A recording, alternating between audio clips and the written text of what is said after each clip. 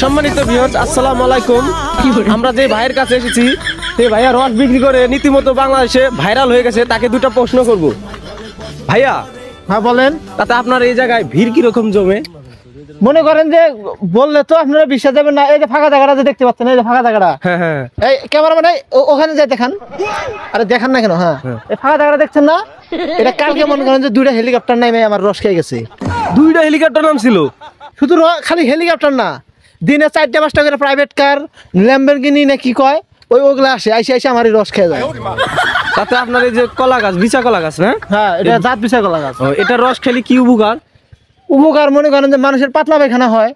এই রস খেলে আপনার মনে করেন যে এই যে দেখতে পাচ্ছেন যে রসটা খাঁটি বিচা কলার রস, এটা খাইলে মনে করেন যে আপনার পাতলা পায়খানা একবারে মনে করেন যে শক্ত হয়ে যাবে, শক্ত হয়ে যাবো। হ্যাঁ। তো দর্শক দেখলেন যে এই বিচা কলা গাছের রস বিক্রি